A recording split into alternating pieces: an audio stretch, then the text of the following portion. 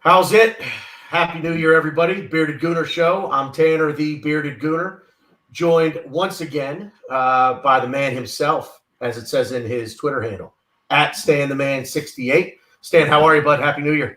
Happy New Year to you, and Happy New Year to all of our listeners. And yeah, it's the first day of a new year, and it's feeling pretty good so far. Guys, you're gonna have to bear with me here. A little under the weather, so I'll try to keep things on mute as best I can. Whenever I decide to hack up a lung or have to clear my throat or get a bad case of the sniffles, so bear with me. We'll try to power through this as best we can. So, good way to start off the new year, Stan. Yeah, 2K20 with 3 points, beating the Manx, keeping a clean sheet. Yeah, go ahead, man. Tell us your thoughts. Well, over here in Vancouver, the kickoff for us was we had a bit of a luxury. It wasn't a 4 o'clock or 6 o'clock in the morning kickoff. We had it at lunchtime. So myself, Mike, we took the other halves, as you do. You know, you let them out for once a year, you take them to the pub to get fed and watered, and so we took the ladies down to the pub to watch the football. And it seemed like they brought a little bit of luck with them because, I mean, look, before I go into a little bit about this particular game, I need to caveat and be totally upfront. Over the past year or so, 6 months, something like that, there's been quite a few players that I've really wanted to see the back of from this squad, and they all played in the team yesterday. Socrates is one, Luis is another. Everybody who follows me on Twitter knows my views on Mesut Ozil and also Granit Xhaka. And, you know, I'm going to hold my hands up and say that I saw a good performance from all of those players yesterday. All of them, every man, you know. And that was good to see. Now, I don't want to go mad. It's only one match. But my eyebrow, that's what definitely raised my eyebrow yesterday, that those, those players that I've wanted to see gone, they actually looked useful yesterday and worth their place in the squad. The other thing is as well that it was a nice change to be going in at half time, 2 goals up.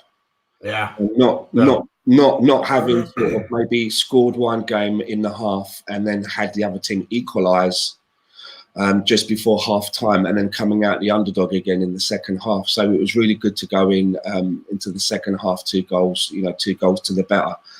And also again, I mean, the defence as well. You know, we've all been a little bit worried about the state of our defence.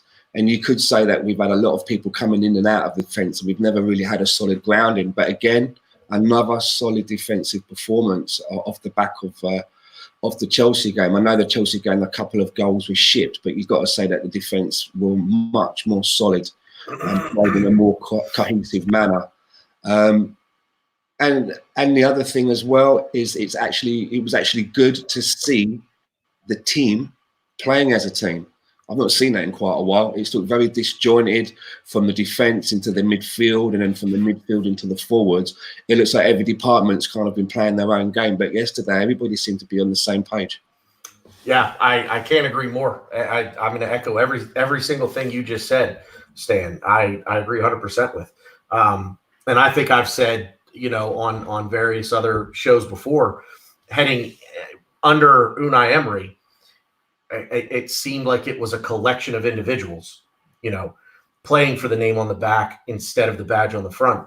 And over the last 3 games, and I got to tell you, I'm going to go back to the Bournemouth match. And yeah, the result wasn't what we were hoping for, a draw. But overall, I think right away you saw the effect that Mikel Arteta is having on this club. And we're going to get into that here in a little bit. Excuse me. I want to stay on this Chelsea thing real quick because I actually haven't done a whole lot. I haven't done anything since the Chelsea match. I know I said we talk about Man U right off the bat, but I do want to make the comment that the Chelsea match, I thought we just kind of lost our legs in the second half. Leno, I thank God I've not seen anyone on Twitter or otherwise really have a bad word to say about him and the mistake that he made. in the Chelsea match, and thank God for that, because we all make mistakes, right? And exactly. We've all been able to basically hang our hat on the match for what we've seen so far this season. So, the fact is, we wouldn't be where we are without him. And I dare say that if we were in a better position, that mistake that he makes is just kind of glazed over. Nobody makes a big deal about it, but I will say, nobody's really made a big deal about it that I've seen. No. So the second goal, we got opened up, and Mustafi, he got beat. It was a good goal by Abraham. It's one that, you kind of don't want to see happen, but we were going for it. We were going for the win. We got opened up, caught on the counter, and Abraham slotted it home and slotted it home well. I don't think the defense was overly atrocious. I saw a lot of people saying, Saka needs to get back faster, and he does. But at the end of the day, he's 19 years old, and he's playing in a position he's probably barely played in his life. So overall, I thought that the Chelsea game, despite the result, I actually thought it was a progression on the Bournemouth match, and then obviously last night I thought was a step above that as well. Go ahead. You touched on something just a moment ago, which I think was quite vital. In the first few games of Mikel Arteta, if you noticed how tired the players look in the second half. I mean, in that Chelsea game, when it got up to around about 55 or 60 odd minutes, there was a lot of breathers. A lot of players were breathing out their asses. Lacazette looked like he was on the floor. I think Saka was getting cramp. So it kind of makes you, well, it does. It definitely makes me think back and think about, well, how was the training regime under the previous manager? And I'm not really talking about Freddie because he was only in there for 5 minutes, really. But under Unai Emery, it does seem that what Mikel Arteta is demanding from this team is a lot more than what obviously Emery was demanding in a fitness way. And if you look at the match yesterday, they did look knackered by the end, but they seem to have a little bit more in the tank. And as they get used to this new training regime, you're going to see players getting fitter and fitter and fitter, and that can bode well for us moving forward, I think. Yeah, and just to piggyback off that, I think you didn't see players run under Emery the way they're running now, and I mean in both directions. Aubameyang, and I think to a degree he has to. Getting back, covering for Saka when he's in the game. But these guys they're tracking back. Even Mesut Ozil is tracking back more so than what we've seen in the past. Is it to the degree that I would like? Probably not. But Mesut Ozil is one. I know where you stand on him, and I've always maintained that there's a player in there, and if put in the right position, I always thought that he would come good. I think he's starting to come good now, and I think that has a lot to do with Mikel Arteta. Oh yeah, I mean we've never doubted that Mesut Ozil has talent. It's just the problem is that we don't see it on a consistent basis. The effort just isn't always there for him. Exactly. If you've got 10 games, there's no point in out of those 10 games having sort of like 3 really good games, and then the rest being, quite average, and then a couple being absolute stinkers. The man's getting paid quite a lot of money. But if we can see the kind of performances that he's been putting out over the last 3 games, and we can start getting some consistency together, then in fact, happy days. Mikel Arteta is coming and he's giving all the players a clean leaf, a clean bill of health to show them what they can do. And to a certain amount, the fans have got to do that as well. I mean, Aubameyang doesn't look like a want-away player to me. No, the guy's tracking back, and he's in there in the defence, and the ball's getting cleared away, and you think, who was that? And you're looking at Aubameyang, and you're thinking, what's he doing back there? While we're on this topic, and I kind of love how things like this, that the topics just sort of come organically. Here, I have a list of bullet points that I want to hit, and as we talk, something else comes up, and this might be a massively unpopular opinion within the majority of the fan base, but another player along those lines, and I think you know exactly who I'm going to say, Granit Xhaka. Yeah. And here's a guy, and I mean this, and I tweeted this out earlier. I think if he plays the Chelsea game, I think we win. And maybe I'm crazy, but I'll tell you what, he played against Bournemouth, and he played yesterday, And he has found now the same form that he had with Torreira in the Liverpool match at home last season, which I thought was one of the best matches that he has played, meaning Xhaka, in his Arsenal career. And he seems to have rediscovered that. And it's amazing what a coaching change and bringing in who I am fully confident of is the right man for the job in Mikel Arteta. It's amazing the changes that you see in certain players. You mentioned earlier players you wanted to see the backs of walking away from this football club. Everyone to a T, to a man, was Xhaka, go, after the Crystal Palace match. And now, boy, oh boy, as long as he stays here, he's almost one of the most important players in the side now. Yeah, I mean, it's easy. I mean, it's easy to, after one game, to sort of like say, oh, yeah, we love everybody again, because it has only been one game, you know, and some of those players for a long time have really pissed me off, to be honest. You know, a lot of them have pissed me off. Oh, yeah. The Granit Xhaka one's a funny one, isn't it? Because he kind of lost his graces with the Arsenal fans because of some of the mistakes and some of the errors that he was making. A little bit like Mustafi, you know, a lot of the fans thought that he was costing us games. I've always been of the opinion with Granit Xhaka that my problem with him as a person in the Arsenal team is that he always seems to slow the play down for me. You know, he always seems to, just as we seem to get going, when the ball comes to Xhaka, the ball seems to the game seems to slow down, and he has a tendency to pass the ball sideways or backwards rather than moving the ball up the pitch.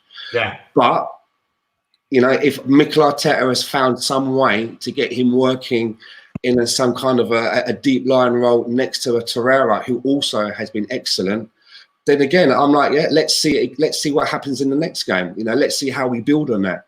But the thing is with Xhaka, as I was saying, he kind of originally fell out with his good graces because of those mistakes and costing us games. But then with the substitute, you know, what happened with the substitute and him effing and jeffing at his hands, it kind of took his bad graces into another area. So I still see quite a lot of people on Twitter saying that we really hope he is going in January.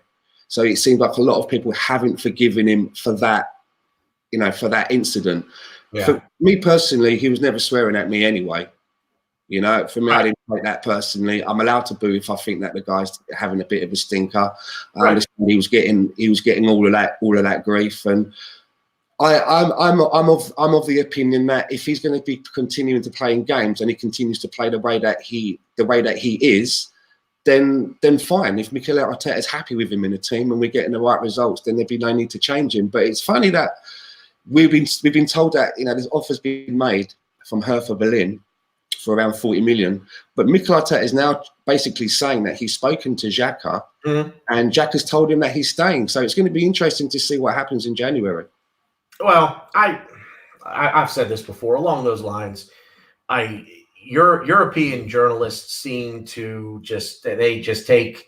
I'm not saying that Hertha Berlin didn't come in, that they didn't make an offer, that they're not interested, and I'm not going to sit here and say that Xhaka himself wasn't interested. I bet he actually kind of was. But now that Arteta has come in, boy, I'll tell you, look at the look on his face last night at the end of the game when the players are coming together at midfield. He doesn't look like a guy, just like you said, Aubameyang doesn't look like a guy that wants to get out of here. No. Xhaka doesn't look that way either. And the other one is little Torreira, because we had a lot of stories, didn't we, that he was kind of unhappy, he was a little bit homesick, and then with Emery playing him further up the field, he didn't seem to feel that he was comfortable in that position. Yep. He's another player that looks happy. And the one thing that stood out to me was even before a ball was kicked, did you notice the way all of the Arsenal players, it's the second game in a row now, we all got into a huddle. Mm-hmm. Yep. The thing that stood out to me is that when they zoomed in and you saw the huddle, only one player was doing all of the talking, and it wasn't Aubameyang, the captain, and it wasn't Xhaka, who everybody voted as the captain previously. It was David Luiz. He was doing all of the talking, and everybody was hanging off of his every word, and it looked like they were all buying into what was being said. And that was, and I really like that. That show of togetherness, that show of someone who's taking it by the ball by the horns and reminding everybody before the ball's kicked of what's expected from them. Fantastic. Yep.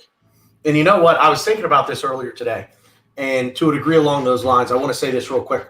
I don't know if you noticed last night. I don't know if you get the same sort of broadcast that I get.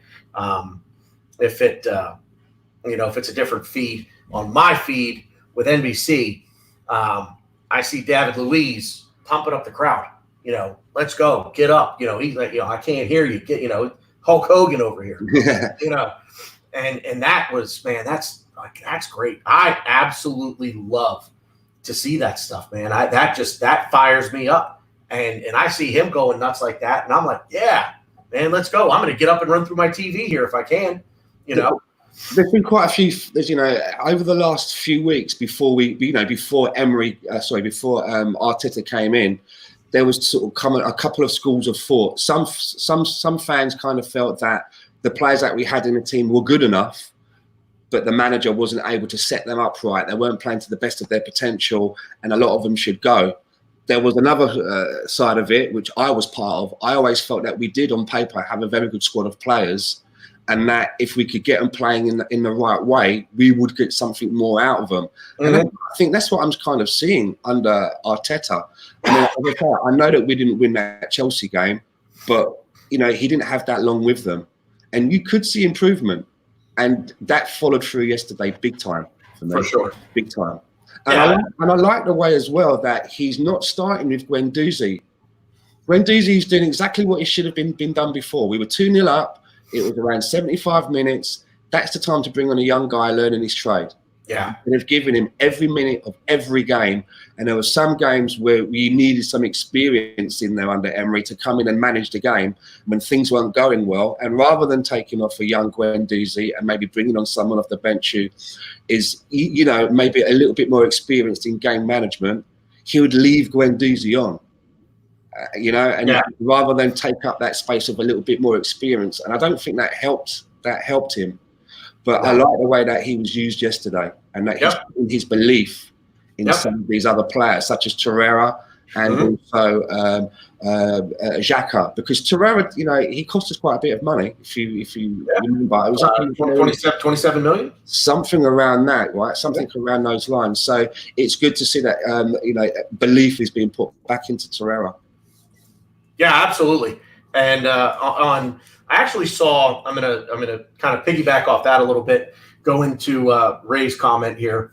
Who was the man of the match? But Ray, I'm going to take your comment a step further here, real quick. And I actually want to go. Well, Stan, give me your man of the match, but also give me 3 players that you think have either shown. I don't want to say shown the most improvement, but have just I'll say shown you the most positivity in whatever that means to you. Give me 3 players that you are most impressed with in the last 3 games under Mikel Arteta. I've been impressed with Bernd Leno most of the season, apart from his little mistake which he made. I've been very impressed with Bernd Leno, and I've also been impressed with Callum Chambers.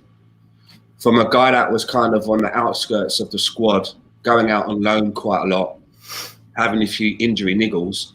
Even towards the end of Emery's tenure, he was one of the players that looked like that he was still ready to have a go. Do you remember there was that one game where he played like 3 positions? He was right back, then he got moved right back, got moved inside. Yep. Then he got moved inside, and then he had to go out and cover on the left. Yep. And he was up there. I just remember that one vision of him. He was up on the left-hand wing, crossing the ball in, and I was like, it's like Calamdinho was on the pitch. He was everywhere. He was everywhere, and he was doing everything. And I really like to see that because I've wanted him to come good. Absolutely gutted for him, man. Absolutely gutted for him. The third player of overall, see, not a lot of them have had themselves, apart from the last couple of games, not a lot of them have really done themselves any favours, to be fair. Well, that's what I mean. The last, you know what I mean? It's difficult. Yeah. I've given you 2 there to try and find a third one. Well, I'll tell you what. Martinelli. Yeah.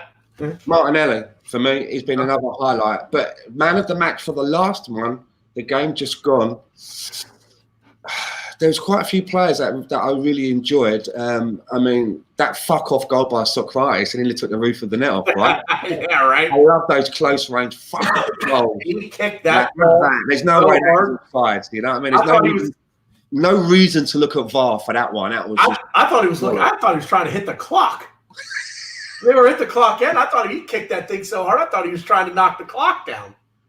But I was really impressed with Pierre-Emerick Aubameyang's overall performance. I know that he didn't get on the score sheet, but he was everywhere.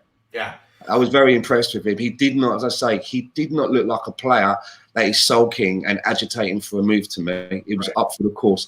Also, I thought David Luiz had a fantastic game. Yeah, and he's had two and a half now very good games under Arteta for me.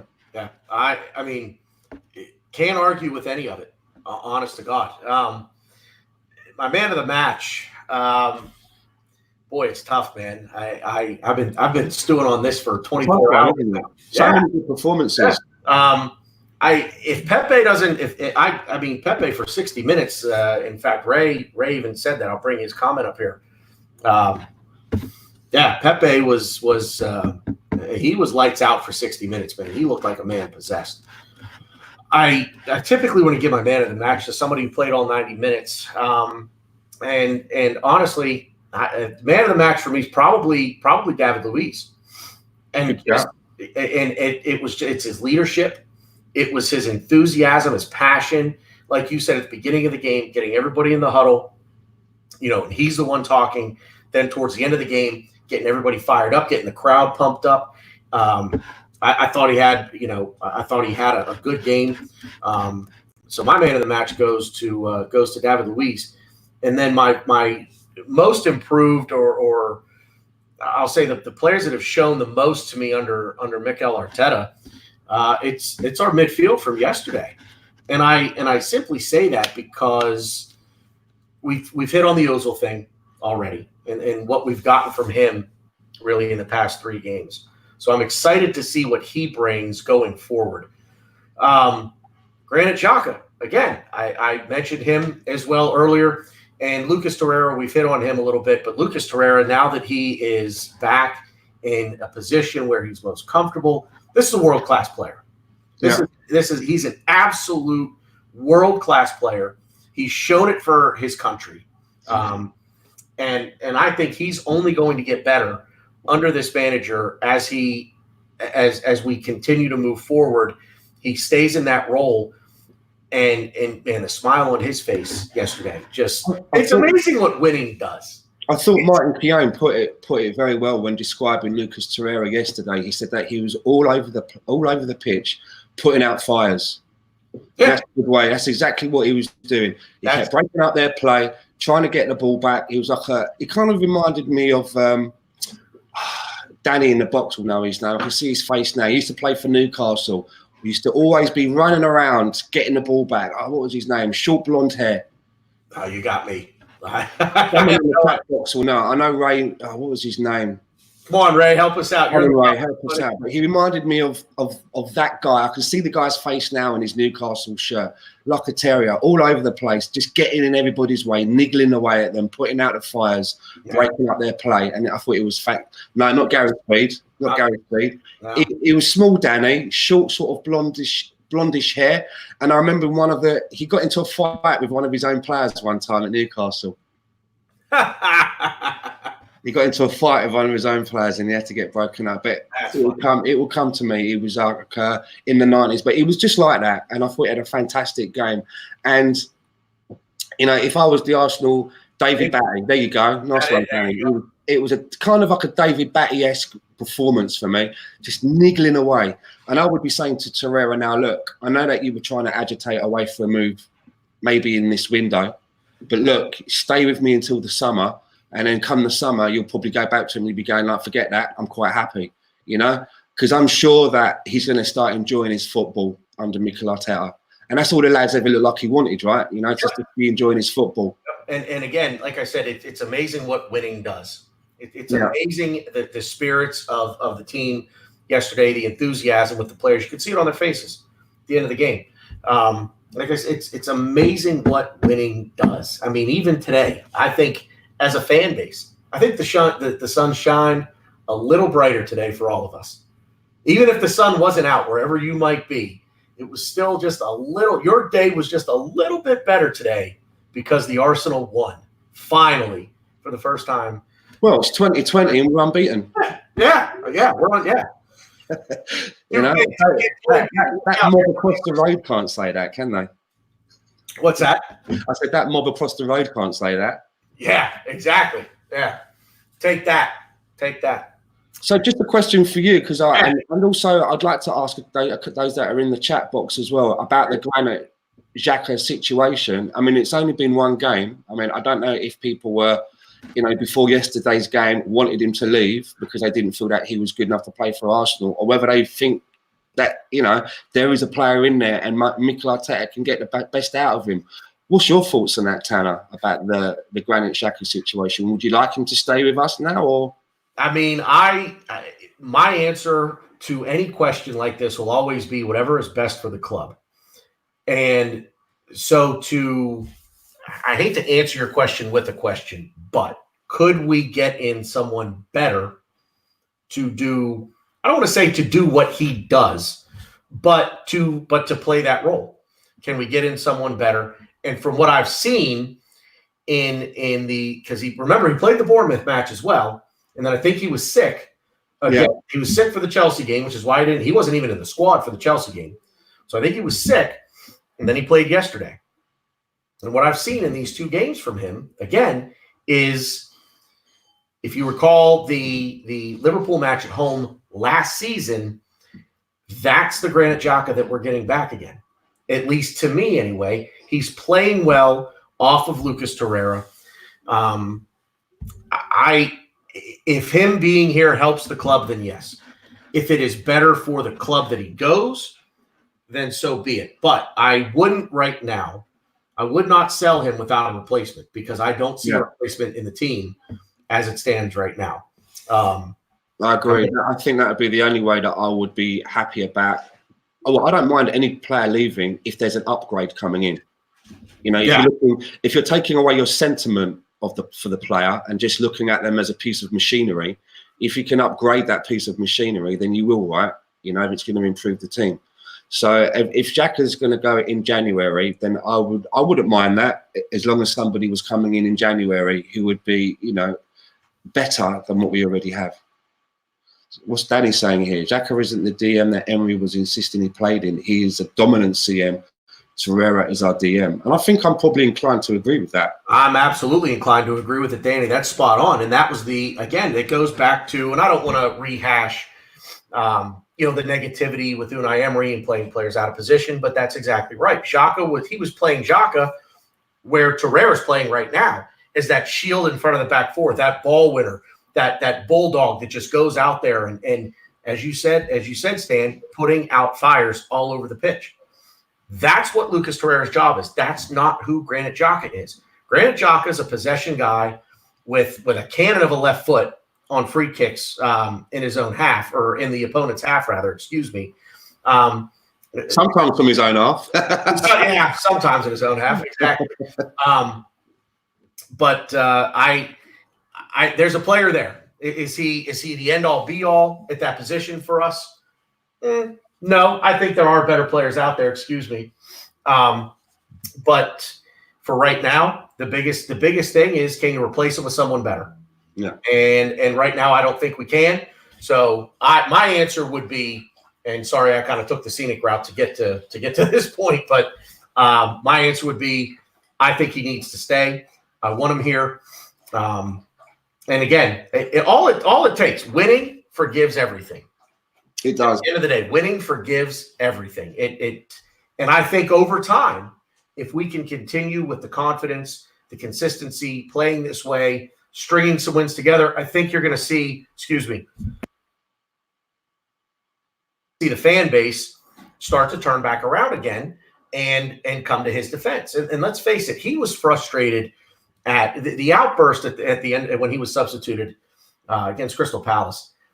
To me, that's a lot of frustration and anger at these silly little keyboard warriors, hiding in mommy and daddy's basement, tweeting him threats and his wife and his kid and what have you, that's nonsense. And I think those are the people that he was we're number one and F right off and everything else that he said. I think those are the people he was talking to. I know he wasn't talking to me.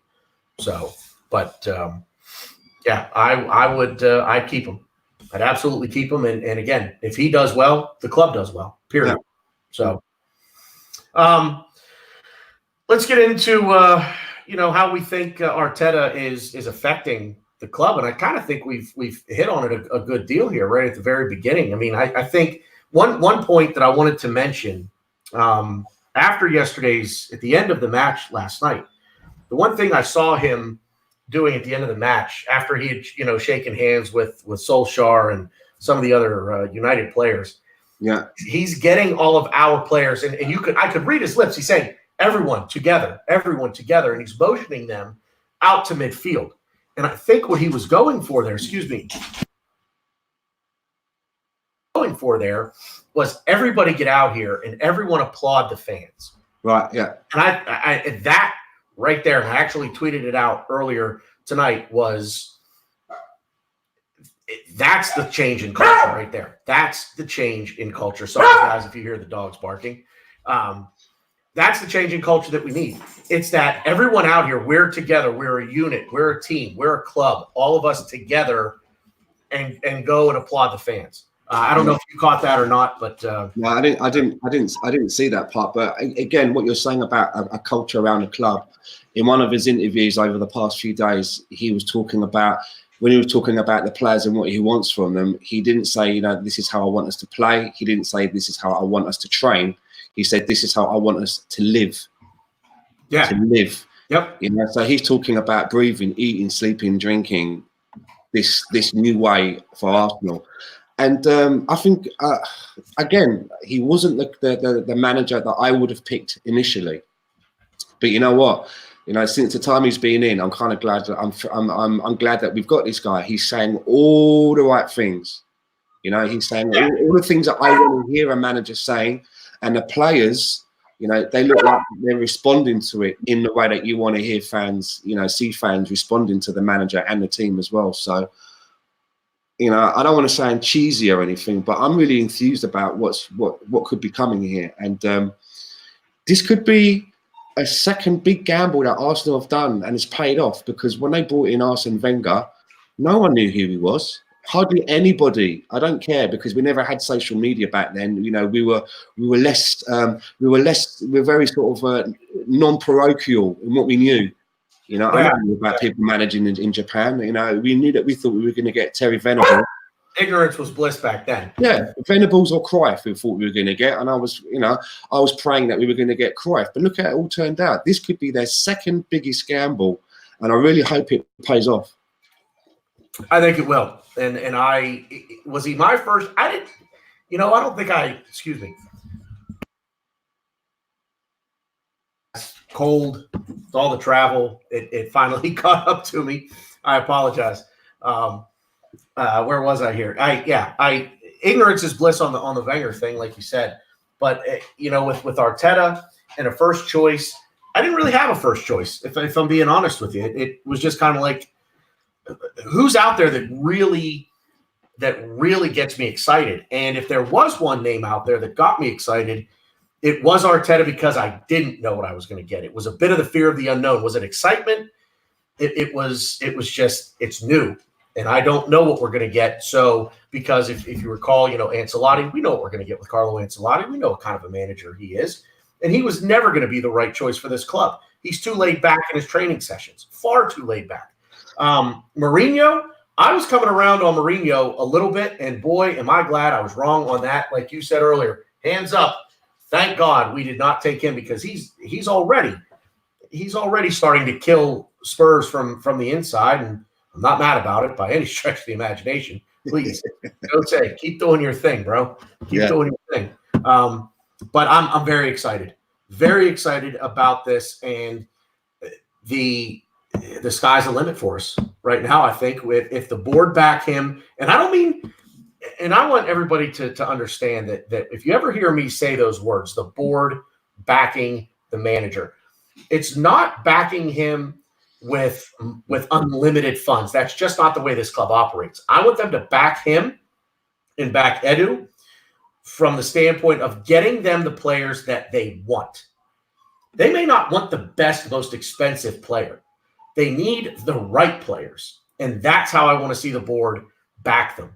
So as long as that happens, sky's the limit for us. I honestly, seeing what I saw last night at the end of the game with him motioning everybody to midfield, man, that just, man, I was like, I can't wait for Monday now.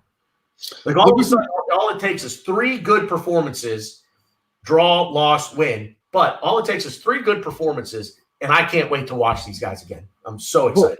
What do you think about the next game on Monday? Is he gonna sort of like go from a standpoint where he will always pick the best players he has available if fit and take it game by game, or do you think he's going to sort of be, planning and thinking, well, I want to rest this guy and maybe put this guy in, give this guy some minutes, take this guy out? Because I'm not sure if even Martinelli is going to be back by Monday. I'm not even sure what his problem is, what his fitness issue is. I don't know. Yeah, I haven't heard anything on what his issue is. No idea. I think Ceballos was supposed to be back into the squad, but he wasn't. Mm-hmm. But it does feel like we've got a few players coming back that maybe a cup game is a good game to give them a run out. It depends on what Mikel Arteta is going for. That is he thinking, well, the league's done, let's try and win a cup. Therefore, I'll pick all my senior players if they're fit enough and can go. I think it could go in a couple of different directions. I think it'll come down to the individual player. I think he's going to take this seriously, and I think he has to take it seriously. Leeds is a good side. I fully expect to see them in the Prem next year. I think they'll gain the automatic promotion. So they're a good team, and not to be taken lightly. I think there's a chance here. I would really like to. I'd really like to see him put a strong team out there, and let's keep in mind too that we also have about a week off. What do we play Saturday? I think in Palace or Saturday at Sellers Park. Excuse me. So I think it'll come down to the individual player, and I think he puts a strong squad out. I really do, because I think he's going to take the FA Cup seriously. And Leeds is a good team. He's not going to play. It's not going to be a young team that he plays. I don't think. So, guys, bear with me here a second. I've got a little container of cookies on my coffee table, and my puppy is about to try to open the lid. So you're about to see how I talk to my dogs. Evie, no. And now she's just going to look at me like, what did I do? Yeah. Sorry about that. You mean bastard. At least let me have one cookie. Yeah. Oh, yeah. I'm the mean bastard. Trust me. Yeah, I'm not mean. Don't you look at me like that. Back to the Arsenal talk. That segment brought to you by the bearded gooner yelling at his puppy. James is in the chat here. I just want to mention some of the guys in the chat here. We've already mentioned Ray, Dan, Si's in here, James. Yeah, thanks for joining us here, guys. Make sure you keep the comments coming. So, Ray said a degree of rotation is needed on Monday. Well, you asked me. So, Stan, what's your take on it? Again, it's going to be interesting because we don't really know how Mikel Arteta focuses as a manager. So I'm interested to see whether he's going to go for I'm going to pick all of my best players if fit, or whether he's going to rotate and let some of the youngsters, maybe someone like Emil Smith-Rowe, get a game. Willock, get a game. Guendouzi maybe starting the game. And I know one player that we don't have to worry about, because isn't Eddie Nketiah coming back from loan? That's the rumor. Yeah, I've heard that's definitely happening, and we're going to be putting him out on loan again with, I think, one of Bristol City or Bristol Rovers, one of the Bristol teams, looking like they want to take him. Something I just wanted to changing tracks just a little bit. Things keep popping into my head. One of the low points for me was when we was watching the City game against Manchester City. I noticed that the way that, you know, we're not being taken seriously by opponents anymore, and hopefully that's going to change now under Mikel Arteta, because I don't know if you noticed in that game they had a player, Mendy, who'd been out for ages and ages and ages, and when you're bringing a player back from an injury, they've been out for a long time, it's always nice to try and ease that player in to a nice easy game where they're not going to have too much of a hard time. So he decided to play Mendy in that game against us. And then he also started Phil Foden, who, again, a young player, he needs minutes. And again, when you're trying to give a young player some minutes, you try and select those games. When I saw those two in the starting lineup against City, that's when I was like, really? Is that where we are now in the minds, you know, of other managers, that they look along the fixture list and they want to bring a player back from a long injury and give a young kid some minutes, and they look on the fixture list and they see Arsenal popping up and they think, they circle it and think that would be just ideal to bring two players back. And I think that we've been actually playing like underdogs for a long time now. And from what I saw yesterday, I'm really looking forward to us now by taking the games by the scruff of the neck and dictating games from the start, going into half time, at least a goal up, and not chasing games constantly. Because up until the last couple of games under Arteta, you've known yourself, you've asked me for my predictions in the past, and I might as well just have it on a tape recorder, because it's always been the same. We'll be lucky if we can nick a draw. I think I'm getting to this stage now where I'm starting to look down the calendar, and I believe that I can start seeing some wins coming. Mm-hmm. Yeah, you know? Yeah. It just goes to, again, show you that there is you can see the change in less than a month. You can see the change, the effect that Mikel Arteta has had on the culture, on the attitude of this club, on the confidence in the players, and it just, I would love to be a fly on the, well, can't say the wall because they train outside, but I'd love to be there. I just want to hear what he says, how he says things to the players, because it's complete night and day from what it was a month ago. And this is his third game in charge. He's been there, 2 weeks? I'm sure now managers are looking at the fixture list, and now they're beginning to think, oh right, well, we're not, those 3 points, or maybe that point that I thought we could nick against Arsenal, that's out the window now. Yep. And if you're another manager and you're watching someone like Aubameyang, your striker, coming all the way back to follow back and to win the ball and to help out in defence, as an opposition manager, you can see now that things are changing at Arsenal, and that we won't be rolled over as easily anymore, and that we're not going into games now where we're the underdog. Yeah, I think if you would have asked me a month ago, going down to Palace in South London, as we will in roughly a week's time, what I thought of that, and I think by and large, if you would ask anyone what their opinion of that match specifically would have been, Arsenal the underdog. If Arsenal could go down to Selhurst Park and nick a point out of that match a month ago, I think you'd take that. I think you'd take the draw at Selhurst Park. It's Crystal Palace we're talking about. And I hate to say that. I don't know why. I don't know why. I can't explain some things in my life. But there's a little soft spot in my heart for Crystal Palace, and I don't know why. I can't explain it. I don't know. There's a little something there for that club that I, every now and then want to see them do well. And I think that going down there a month ago, if you'd have asked me, nicking a point from them would have been, you would have taken it. Yeah. Now, it amazes me how the mindset changes in such a short span of time, that now, having seen 3 performances, and each performance has gotten better despite the result, because it's not always about the result. I want to see a performance right now. I want the points. But the Chelsea match, I don't like the fact that we lost, but I like what I saw from the players, and it's amazing what just that little bit of change does for the mentality. And now I fully expect to go down there. I expect a win. I fully expect a win down there, because I think we're the better team. Of course, I mean, you look at it on paper, we are the better team than Crystal Palace. The only difference was that under Unai Emery, he had the better team. He just didn't know how to assemble it.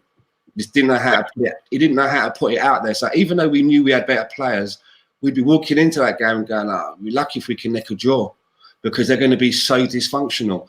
It seems like Mikel Arteta knows knows the fundamentals of putting a team together, and at least is able to instill belief in the players that they are as good as what they are to go out there and get something out of the game. So I'm really, I'm thinking that we got a Palace, and I think we get a win.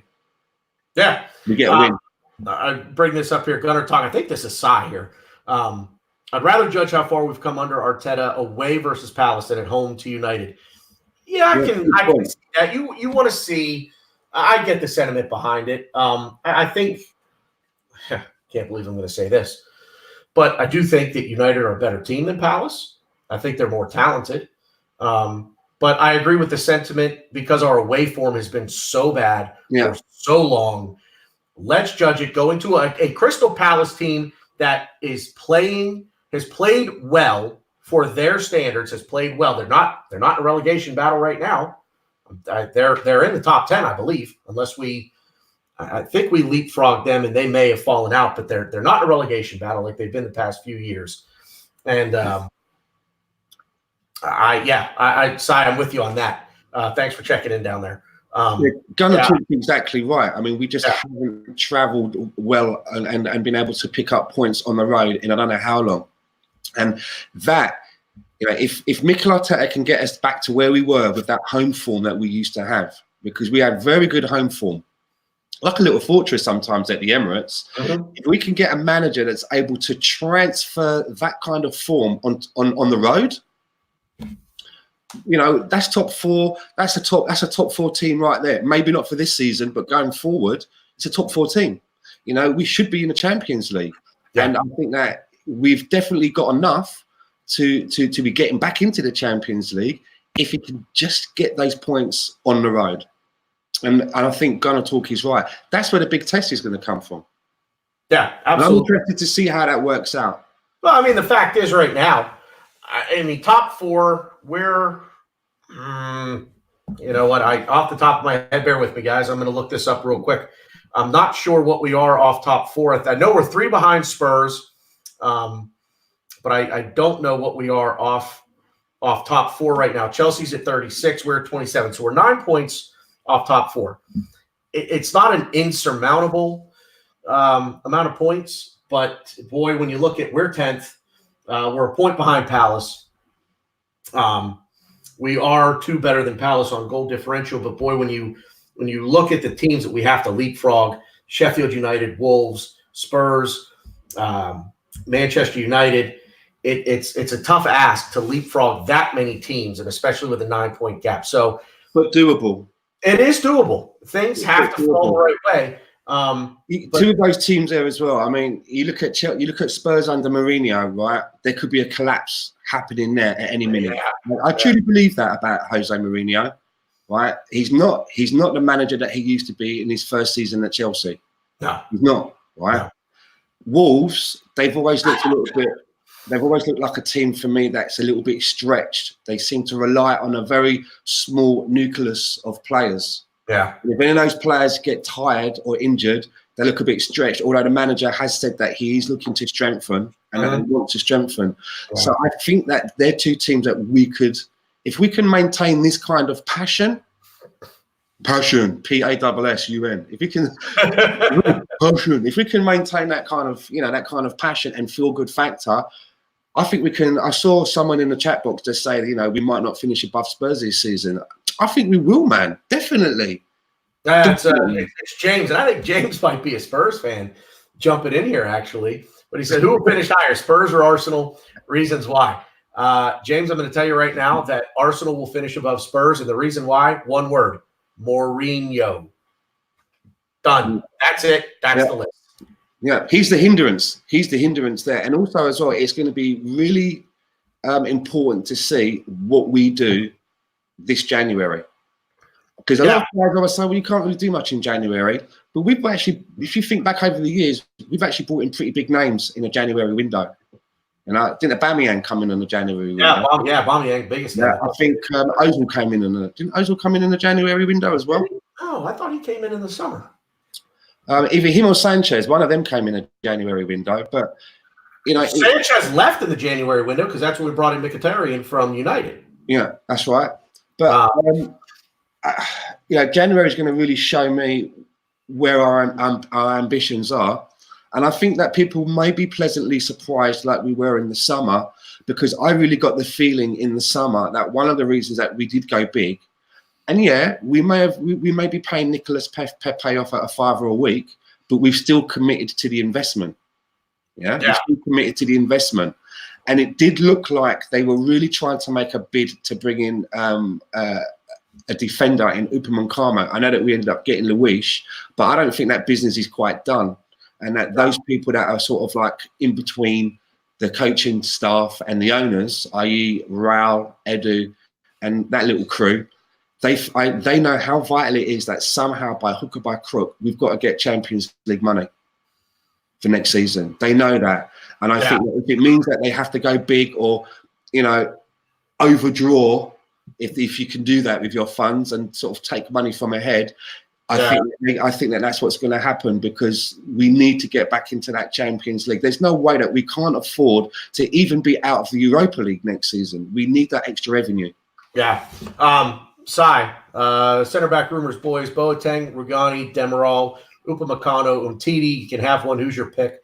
Actually, Sai, I'm going to throw one more name in there, and I keep seeing this come up, and I keep seeing it come up in somewhat reliable from somewhat reliable sources, and probably a bit of an unpopular opinion, but Koulibaly out of Napoli. That's my pick. I know he's not in your list there, but my pick is going to be Koulibaly, and I'll tell you why. I know it's unpopular because of his age. My pick is Koulibaly because a little bit of his age. Number one, the experience. Excuse me. His experience. And he would automatically come in and command the respect of the dressing room. And he is a world-class center back. I like the upside of Upamecano, but here's my thing on Upamecano. Number one, why is he going to leave Leipzig? They're legit threat in the Champions League. They're a legit threat in the Bundesliga. Why are they selling him? B, why does he leave? Now, I know he hasn't signed an extension. I know that's a big sticking point. But right now, I don't see a reason for Leipzig to sell. I don't see a reason for him to want out right now. So, sorry, Sai, I'm gonna go off the reservation here, man. I'm gonna throw Koulibaly out there. I like the experience, the age, and hopefully what he could do for some of the younger guys that we have here. For me, I like Upamecano. I've known about Upamecano for about 3 years. And he's been getting in my FIFA team for the last 3 years as well. Like living in Amsterdam, I used to tune into a streaming channel which used to give me quite a variety of games, and I saw RP Leipzig games. I saw quite a few of their games, and I really like the look of this guy. But to answer your question there, when you said, well, why would he leave RP Leipzig? They're doing well in the Champions League. Well, sometimes with a young player, they can be sold on a rebuild, and you have to look at Arsenal. We may have not been playing to the best of our abilities over the last 18 months or so, but worldwide, we are still quite a big draw, I believe. It's a very big name, Arsenal. And if you can sell a rebuilding project to a player like Upamecano, and you're able to sit down with him and say, such and such a player, he's staying. Such and such a player, he's staying. Oh, and guess what? We've been talking to player X, and provided we can just iron out a few bits and pieces with his club, it looked like he may be coming. If you look at players like Harry Maguire, he left Leicester. Leicester from Man United, and Leicester was coming off the back of winning the league, and it's all about money, and it's about money as well, right? Arsenal are able to, give this guy sizable wages as well. I think we'd definitely be able to get him.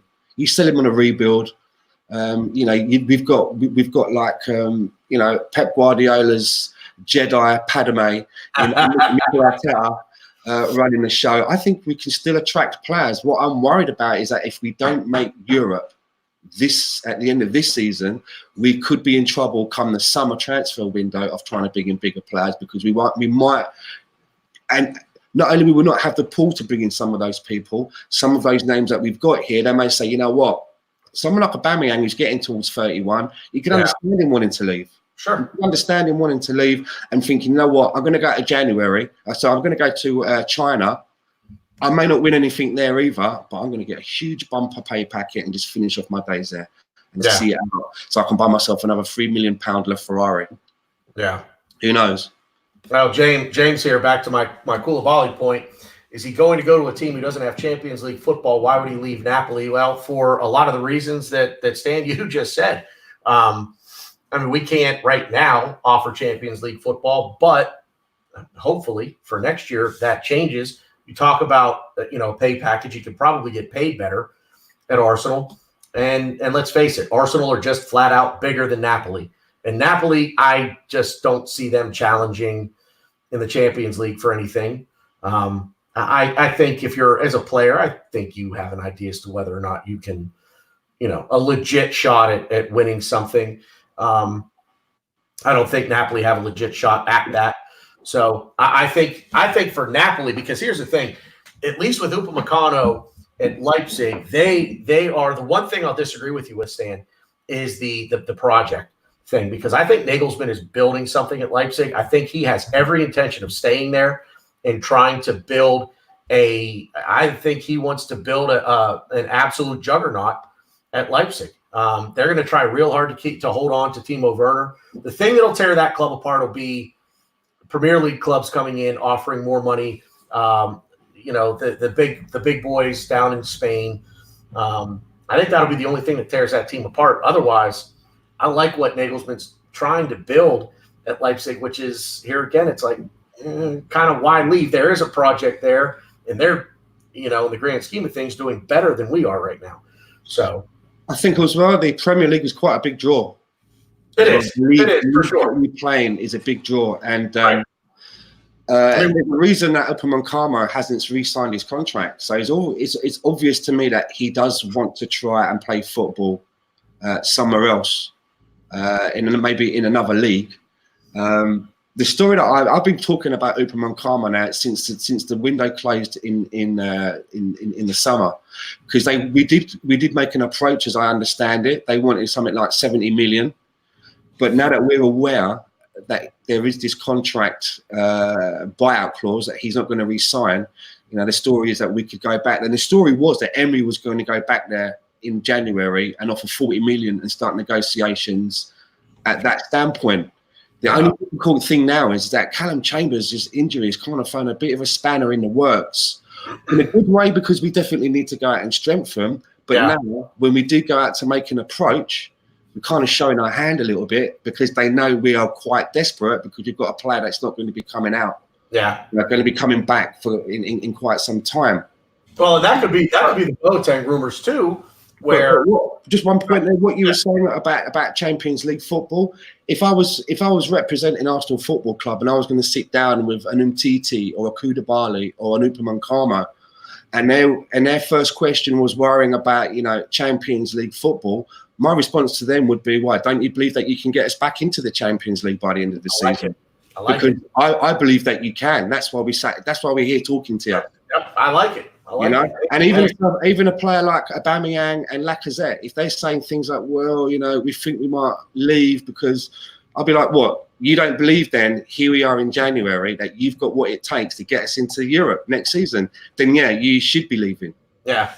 We have salesmanship, a little bit of reverse psychology on them, Say again, Stan. I'm just saying, use a little bit of reverse psychology on these people, and use a little bit of salesmanship. If you're talking to a player and he's worried about Champions League, big him up and say, well, the reason we're talking to you in January is because we believe you are the man to get us to that point. Everybody's happy then, right? I like it. Maybe if Huss watches this show, maybe he can get you a job as his. There's a job, yeah. There's right hand man. second in command in negotiations. I like it. I like it. So I guess with that in mind, I keep seeing. I guess we're on the transfer thing now, which is kind of nice. I wanted to end here, and we're right at about an hour. And I got to be honest, I'm not sure how much of this my voice is going to be able to take.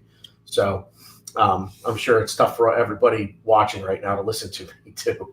But I keep seeing these rumors with us being linked with Thomas Lamar. And I just don't buy that, man. I just don't. I think that's a lot of agent speak. I know that it's his agent. I think is Jorge Mendez. I think that's the name of his agent. I know whoever his agent is in tight with Raul. And I saw something that they're trying to broker a deal. His agent's trying to broker a deal to get him out of Atletico and get him up here with us. I just don't see it. I don't see why. I don't know where he fits on this team. Another winger, not that he's a decent player, but and we were linked with him 2 years ago, I think it was 90 million. We almost paid. That's insane. And he can't get a sniff at the starting 11 down at Atletico. So I just don't understand it. I think we've got bigger needs in other areas of the park. Center back, obviously, not talent notwithstanding, we need it for depth because of injury. I'd love to see another midfielder come in. So that's where my focus would be right now. What do you say on that? Well, I woke up this morning and I was just before I got out of bed, I was looking at my Twitter feed to see what was going on in the world, and I saw all these Thomas Lamar links. I started seeing them this morning, and I was like, really? The guy that we almost spunked 90 million on. And that really came across as a bit of a panic when we went in for Thomas Lamar, if you remember. And it was only because he was going away on international duty when we put our bid in that it couldn't be finalised. And it's always looked like to me that we saved ourselves 90 million because he's kind of I agree. He's not really gone on and done much since that transfer window. I think he's actually maybe struggled a little bit to get even into the French squad. So if there is a link, I mean, I didn't notice how much they were saying it was, but I'm sure it's going to be way, way, way off 90 million. Yeah. So I don't know about that one. And as you say, where would you fit him in? I've always thought that he was a left-sided midfielder, maybe a winger. Left winger,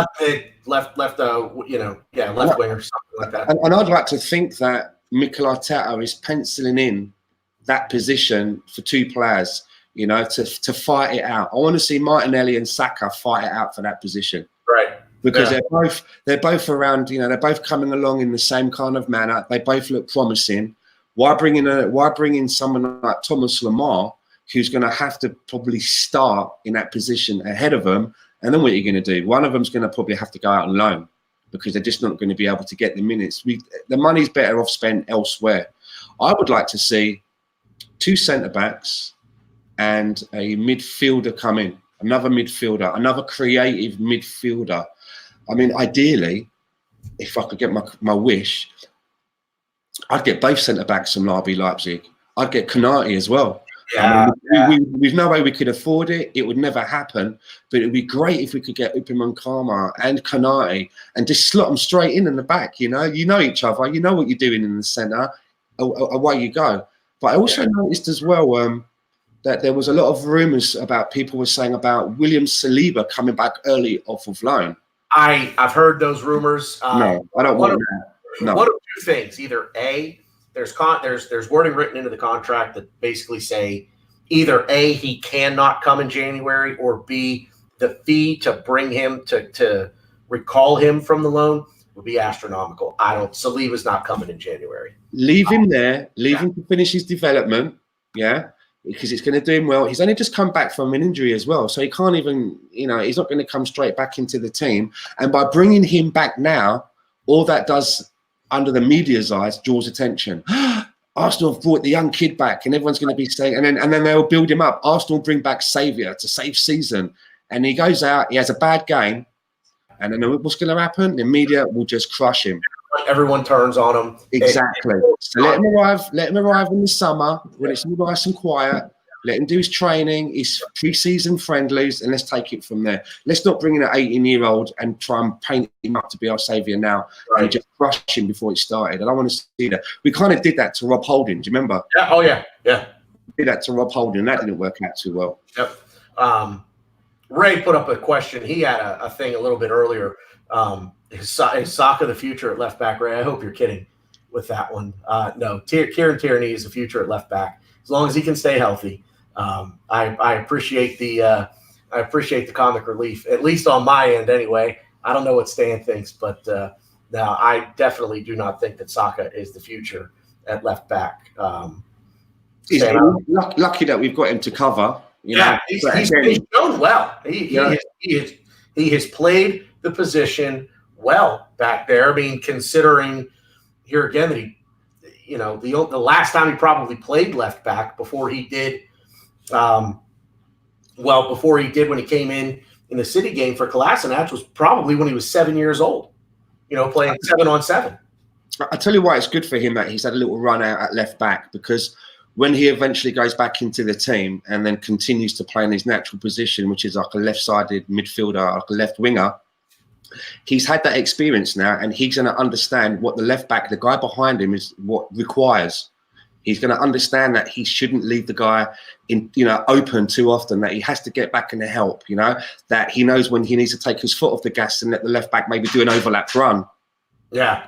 So, that's going to be, for me, I think his little stint at left back is going to really help him to improve in his natural position.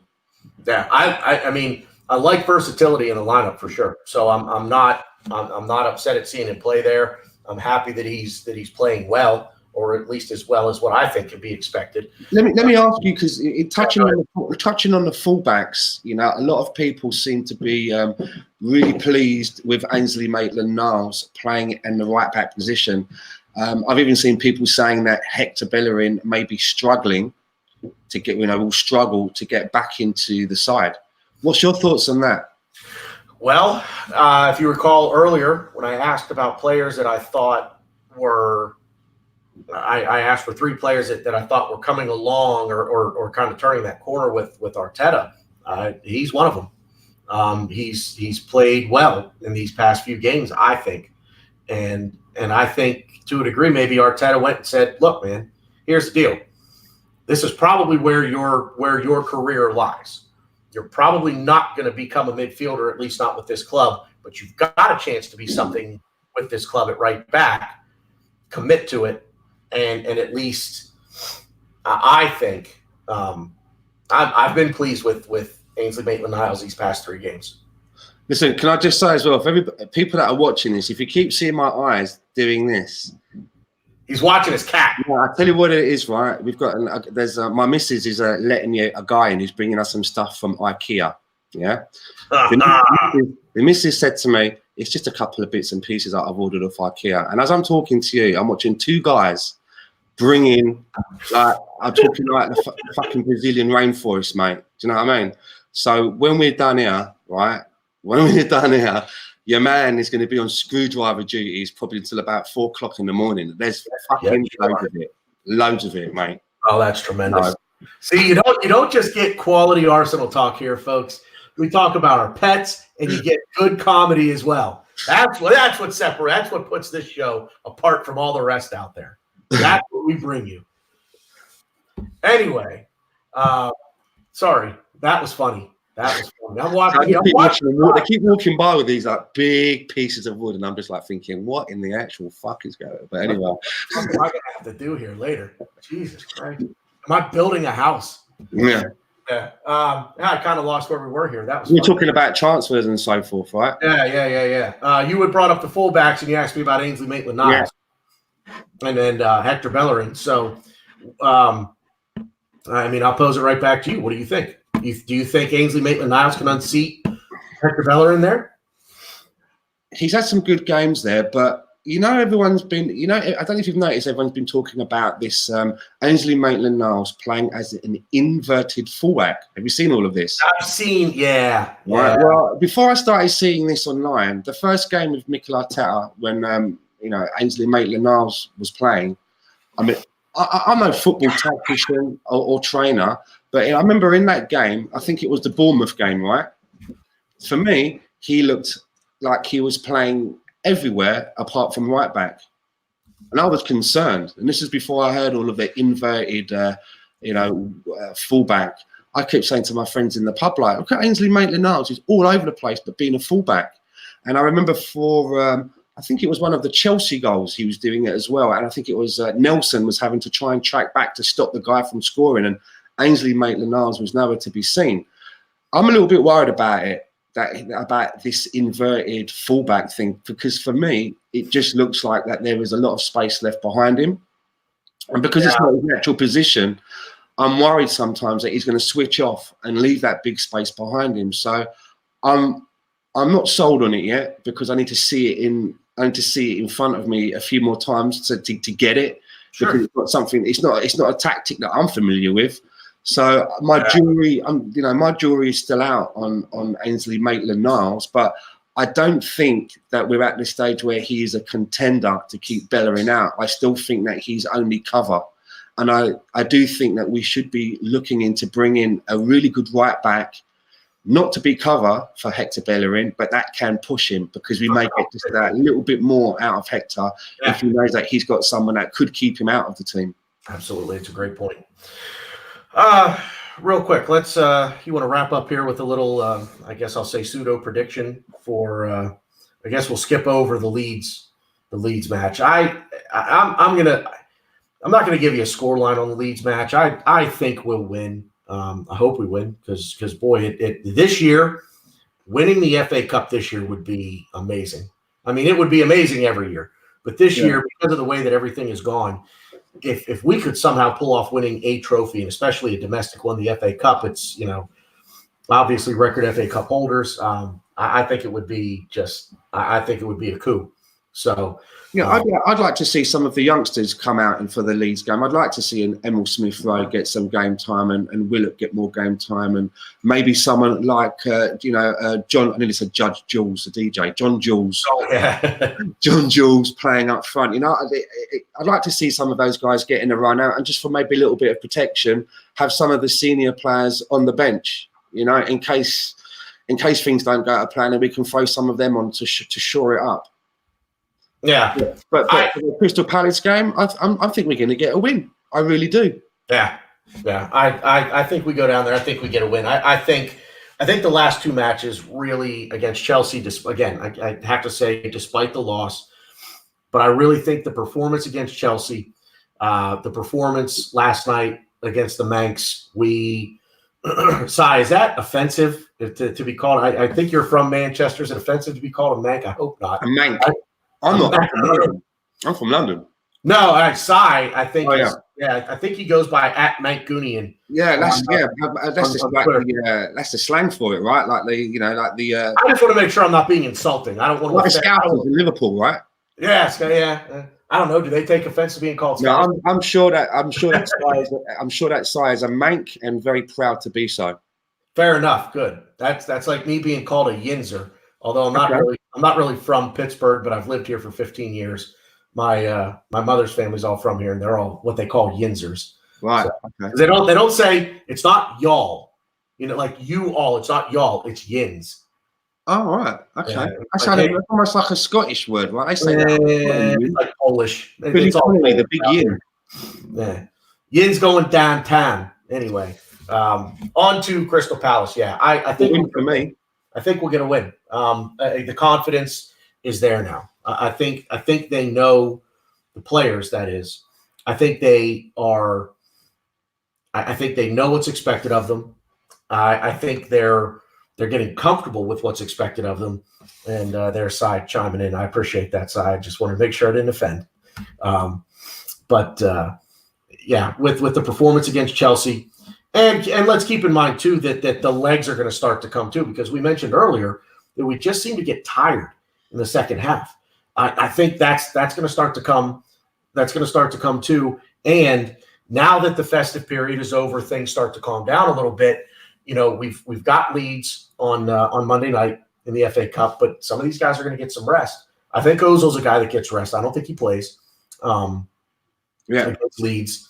I don't think both Aubameyang and Lacazette play. I think Lacazette plays, probably not Aubameyang. Yeah. If Martinelli's fit, I think we'll see him play. Yeah, I think Martinelli will get in there. Maybe a good game as well to bring someone like a Ceballos to give him some minutes. Top game rather than throwing him in the league, right? Give him some minutes, get him warm, and then we can have him on the bench if we need him for the Palace game, right? Right. So the legs come, and I'm confident. I'm confident in what Arteta is doing, and I'm confident confident in the effect that he is having on these players, both individually and collectively. Yeah. And they look like they're playing for one another. Especially at the end of the match last night, man. I can't stress enough at the end what I saw at the end of the match. Not only just from Arteta motioning for everybody to move to midfield, but even from the players. And there are pictures floating around all over Twitter today of the players with their arms around each other. Yeah. And I love that huddle for me at the beginning of the game. Yeah. I'm eating that right up to the end. I saw the huddle at the beginning of the game. I didn't see I saw an overhead shot of it. I couldn't tell who was talking. But you said David Luiz was the guy there. Yeah, man. Absolutely. Love it. Absolutely. So overall, I think things are looking way, way, way up for us. Not saying we're going to finish top 4. I'm not pie in the sky stuff right now, and I know I am. Fair enough. I think we will. I think somehow we're gonna, some teams are gonna, I think around us are gonna slack off a little bit. Yeah. I'm just waiting for the full Tottenham implosion with Jose over there lighting the dynamite. I think we could do it. I really do. Maybe I'm just being optimistic. I don't know, but it's great to be optimistic. It's a great feeling, right? I'm feeling good about it. Glass half full is never a bad thing. James over here in the comments, like I said, I think he's pretty much a Spurs fan. So, but what did he say here? He's been polite though, right? What's that? He's been quite polite. He's been very polite, yeah. The only thing that he said, and it was actually a really good point, 4th spot is up for grabs. I think it was somewhere underneath here. Basically, he said it's between Wolves, Chelsea, Manchester United, Spurs, Wolves, and Arsenal are looking for one spot. He's not wrong. Keep Sheffield United in there. They're not going away. They're not going away anytime soon. I see Danny makes a good point as well. He says that Leeds want the championship. The FA Cup is a distraction, and that's they've got bigger fish to fry. Leeds. They want. Yeah. So we may not even get a full strength Leeds, right? Yeah, could be. But back to James's point, just real quick. On the top 4, that's the only thing I'll say. There are a lot of teams to leapfrog, but anything's possible. We're 9 points. We are 9 points behind Chelsea, who's sitting 4th. I think it's going to be a dogfight to the end. I really do. I think our manager boost is going to come. It just didn't quite happen right away like it seemed like it did for West Ham. Jesus, 4-0. My God. I'm surprised they didn't just go out and kill someone. Do you know what? Before I know we're wrapping up. Do you know what one of the funniest things was that I saw in the match yesterday? I retweeted it. Say, look at my timeline. Arteta's on the touchline, right, shouting instructions to the players, and he's doing this with his hand. It's like smashing motion. And then the camera went to Ollie Solskjaer, who was stood in his technical area, and he just looked at the side of his eyes to see what Arteta was doing. And then he looked back at his players and started doing all this like gesticulating. It was almost like, fuck, I better do some of that as well. Yeah, right. Yeah. Like you're waving in an airliner or something like that. But you look at it on my timeline, it's his face when he just looks at the side, he just peeps, has a little peep to see what he's doing, what Arteta's doing. And it's like, I better do some of that as well. That's how you manage. Yeah, tug on the ear a little bit, Yeah, that was the funniest thing I saw in the game. But yeah, he was. Solskjaer was out there watching what Arteta was doing, and then all of a sudden he's yelling, he's giving signs to his players, and Jesse Lingard looks over at him. He goes, "You want me to steal home, coach? What?" 29 games now. Jesse Lingard hasn't scored a goal or made an assist. I saw that, and it was apparently from some comment that it hasn't been I don't think he scored or had an assist. Oh, no, he scored against us last year, didn't he? That was in the FA Cup when United came here and beat us. Yes, I think you're right. So I'm terrible for things like that, remembering. No, I saw something similar. Like he hasn't scored a league goal since they brought Sanchez in. Or an assist. Or an assist, yeah. Or an assist, 29 matches, I 20, think. yeah, something like that. Something crazy. Yeah. Anyway, feel good, Stan? Yeah. I feel good. Yeah. Well, I've got to go and build like the wardrobe from hell, I think, in a few minutes. Go build your house now. Yeah. Go build your house. Quick shout out to everybody in the chat. Danny, Ray, James, Cy, Highbury Lurker. I didn't get your name. I apologize for that. We had Ryan in here. PG Nez, Grumpy Gooner. Yeah, man. Corex Gooner. Guys, it's not a massive number, but I got to say, this is a record for the Bearded Gooner Show. We were up to 8 live viewers tonight, and that's massive. I'm going to take every single thing I can get. So appreciate you guys all in the chat. I mean, look at Danny's still up, right? And what's the time now in the UK? It's got to be about what? 2 in the morning, 3 o'clock in the morning, something like that. It's a little. It's 20 till 2 a.m. Danny, am I right on that? Yeah, it's up late. Yeah, it's thanks for everyone to join us. Join us to talk all good things about Arsenal at the moment. Thank you very much. Yeah, thanks for staying up with us, Danny. I really appreciate that, man. Guys, I hope we didn't disappoint you tonight. Sorry I couldn't get to all of the comments. I know you guys have got your own little thing going over in the comments there. That's awesome. Love all the action. Thanks for tuning in. Please retweet. Please smash the like button. Smash that subscribe button. Real quick, want to plug, still in contact with Alan Smith, Smudge. He is definitely set to come on probably in the next 2 weeks. I don't know if any of you guys listen to the Highbury Squad. I'm sure we all do. We love the job that Sophie and Amanda do over there at the Highbury Squad. Both Sophie and Amanda have agreed to come on the show at some point. So that's another big one, another feather in my cap, so to speak. Appreciate it, guys. Everybody in the chat, Stan, it's always a pleasure, my friend. Thanks for coming on and listening.